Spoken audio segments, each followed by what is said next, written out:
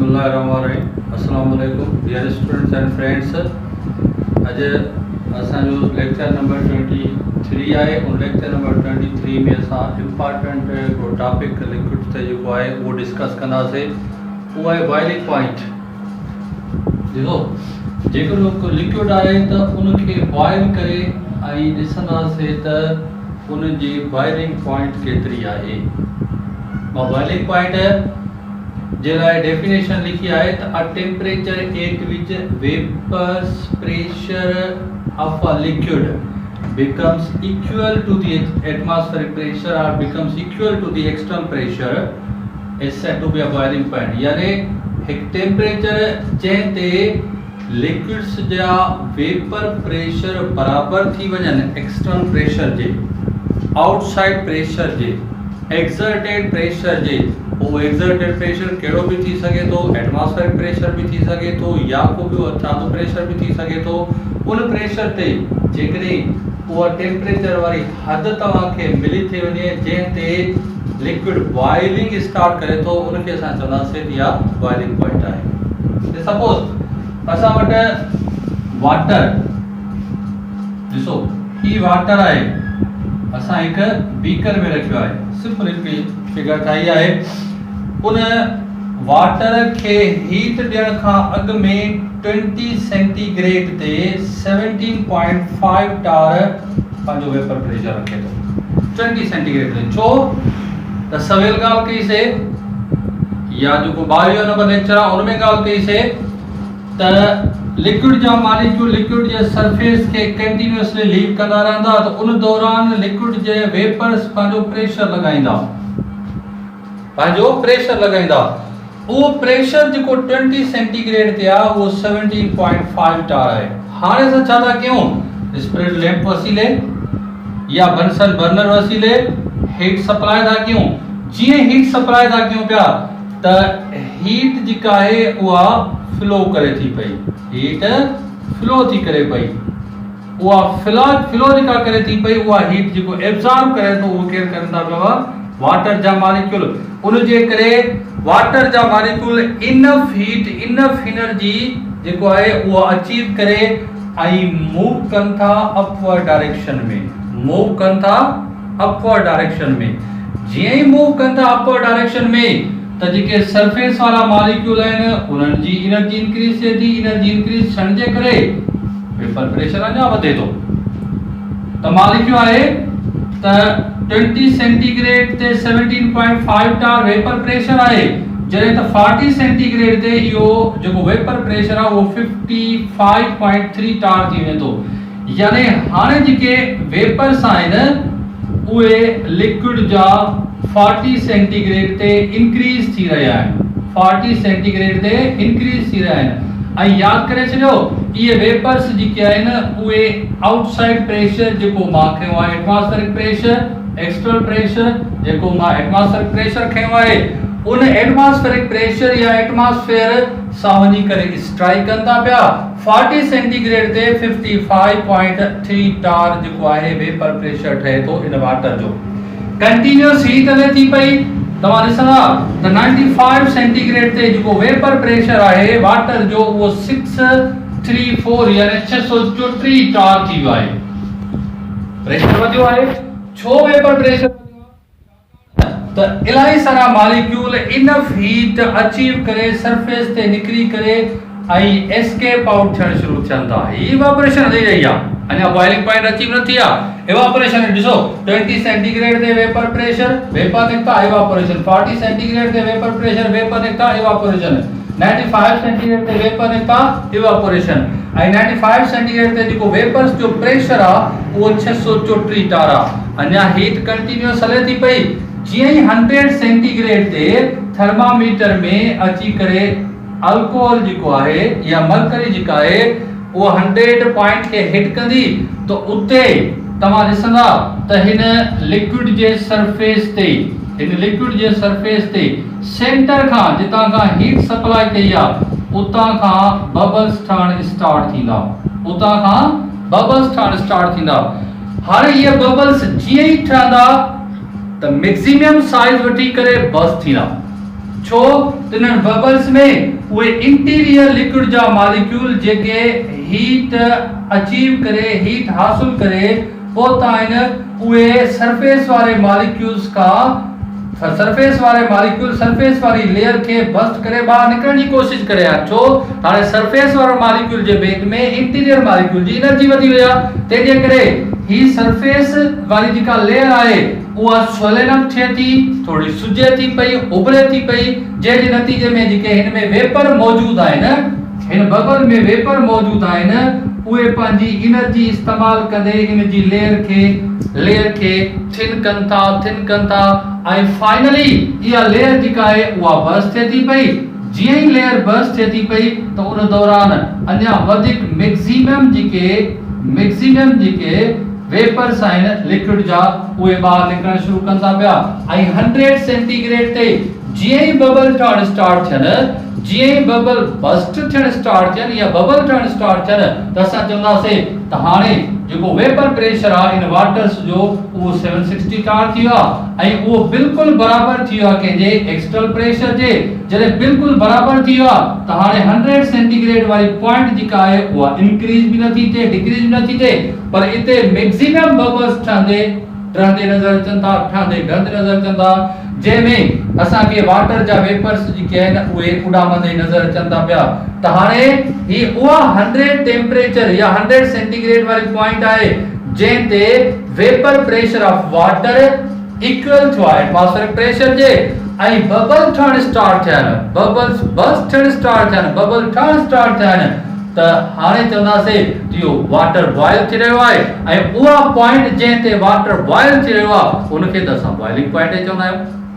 उनजे करे मॉलिक्यूल आहे a temperature at which vapor pressure of liquid or vapor pressure of water becomes equal to the external pressure or exerted pressure or outside pressure or atmospheric pressure is said to be a boiling point।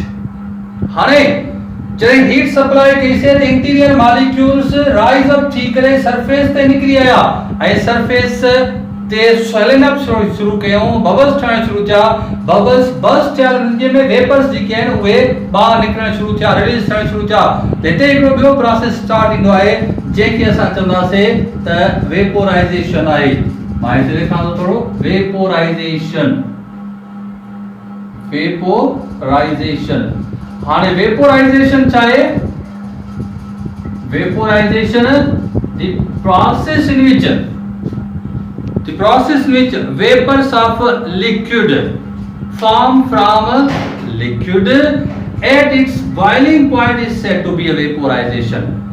Vaporization दौरान interior molecule come at the surface of liquid and form bubbles, finally bubbles burst। जेतो त जेके Andariya molecule आहिनि, bottom वारा molecule आहिनि, heat हासिल करे, energy हासिल करे सरफेस ते ईंदा ऐं बबल ठाहींदा, बबल बस्ट थींदा ऐं तव्हां ऑब्जर्व कंदो vaporisation process. Vaporisation process different from evaporation, छो त इवापोरेशन में सरफेस वारा मॉलिक्यूल लिक्विड जे सरफेस के लीव कंदा आहिनि, ही इंटीरियर मॉलिक्यूल जेके आहिनि उहे लिक्विड खे लीव कनि था पिया। त ही इंटीरियर फिनोमेना आहे ऐं हू सरफेस फिनोमेना आहे, यानी इवापोरेशन सरफेस फिनोमेना आहे। हिन 100 सेंटीग्रेड ते उहा जगह या उहा पॉइंट या सेंट्रल पॉइंट जितां का हीट सप्लाई कई थी वञे उते बबलिंग स्टार्ट थिए थी। बाक़ी जेकॾहिं साइड्स ॾिसंदासीं त साइड्स में कंहिं बि क़िस्म जो बबलिंग जेकॾहिं न आहिनि त साइड्स मां बे वेपर जेके आहिनि उहे उॾामण शुरू करे रहिया आहिनि। त साइड्स में जेका आहे इवापोरेशन थिए थी, बाक़ी सेंटर में जेका आहे वेपोराइजेशन थिए थी। जेकॾहिं ॿिन्ही खे कंपेयर कंदासीं इवापोरेशन ऐं वेपोराइजेशन खे, त रेट ऑफ वेपोराइजेशन हाई हूंदी, डोमिनेंट हूंदी, जॾहिं त रेट ऑफ इवापोरेशन या इवापोरेशन जो एक्सटेंट जेको आहे उहो लो हूंदो। तंहिंजे करे बॉइलिंग पॉइंट ते हमेशह जेका शइ ऑब्जर्व कंदा आहियूं उहा कंदा आहियूं वेपोराइजेशन। पर इवापोरेशन बॉइलिंग पॉइंट ते वाटर त बॉइल थिए थो न, उनजे करे इवापोरेशन जेका आहे उहा हले थी।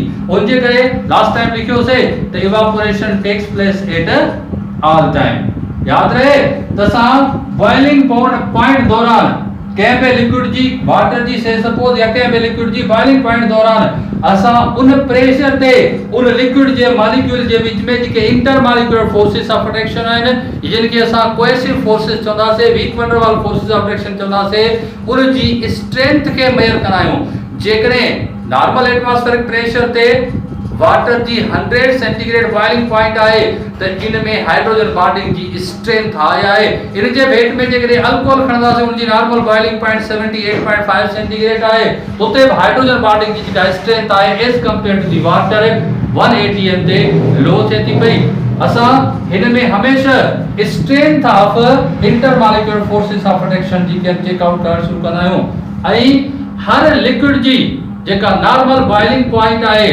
उहा डिफरेंट थिए थी छो त हर लिक्विड में जेके intermolecular forces of attraction different आहिनि उन जे करे जेके बि सबस्टेंसेस आहिनि जेकॾहिं उनखे तव्हां लिक्विड में कन्वर्ट करे था वठो या लिक्विड आहिनि त उन हर लिक्विड जी जेका आहे बॉइलिंग पॉइंट डिफरेंट थिए थी ऐं इहा कैरेक्टरिस्टिक्स आहे इन लिक्विड जी जंहिंजे करे लिक्विड्स खे आइडेंटिफाई कयो वेंदो आहे बॉइलिंग पॉइंट जे बुनियाद ते मॉलिक्यूल आहे त A pure liquid has sharp or fixed boiling point. याद करे चलो तो जेकरे के लिक्विड जी sharp और fixed boiling point आ तो वो pure liquid आ प्योरिटी क्राइटेरिया के भी चेक आउट कयो वेंदो आ जेकरे 760 टार ते वाटर जी बॉइलिंग पॉइंट 100 सेंटीग्रेड आहे त असांजो वाटर जेको आहे प्योर आहे इन में कंहिं बि क़िस्म जी इंप्योरिटीज न आहिनि जेकरे कंहिं बि लिक्विड में सब इंप्योरिटीज मिक्स थी वञे त पोइ उन जी बॉइलिंग पॉइंट हमेशा एलिवेट थींदी आहे that's why we can say that the boiling point of any liquid elevate or rise at a pressure by mixing some impurities by additive substances पर जेकरे 1 atm ते या गिवन प्रेशर ते boiling point उन जी मुकरर थिए थी पई त कंहिं बि क़िस्म जी इंप्योरिटी उन में न आहे boiling point varies with pressure याद करे छॾियो त बॉइलिंग पॉइंट जेका आहे उहा प्रेशर डिपेंडेंट आहे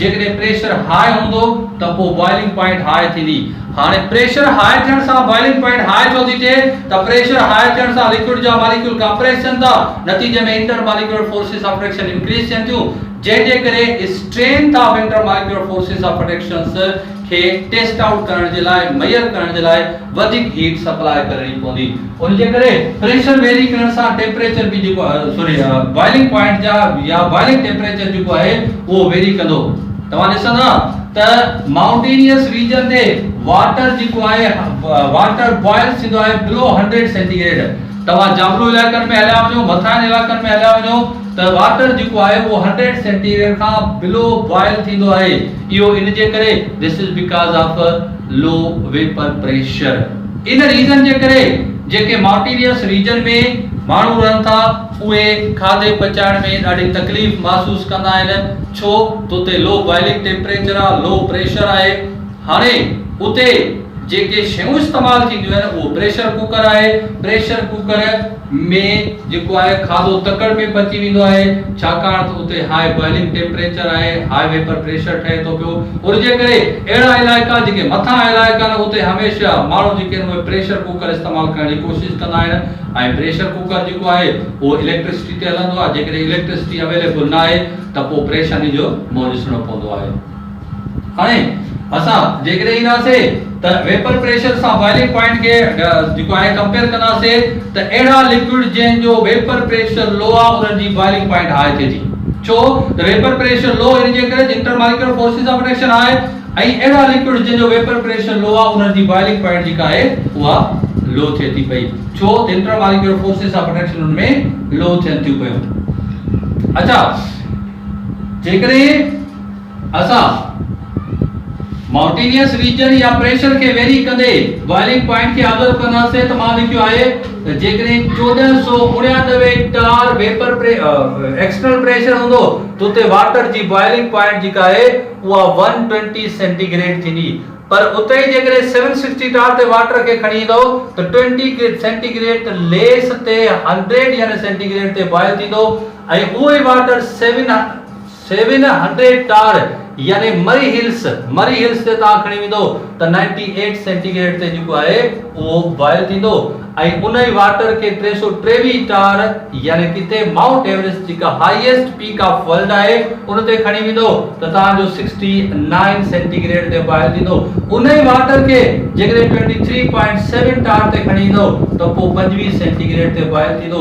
हिन में तव्हां प्रेशर जी वेरिएशन ऐं बॉइलिंग पॉइंट जी वेरिएशन खे ऑब्जर्व करे सघो था त 120 1499 100 सेंटीग्रेड ते बॉयल थींदो जॾहिं 760 टार हूंदो, 98 सेंटीग्रेड ते बॉयल थींदो जॾहिं 700 टार हूंदो पर मरी हिल्स ते, ऐं माउंट एवरेस्ट ते 69 सेंटीग्रेड ते बॉयल थींदो उते 323 प्रेशर आहे ऐं 23.7 टार ते 25 सेंटीग्रेड ते बॉयल थींदो।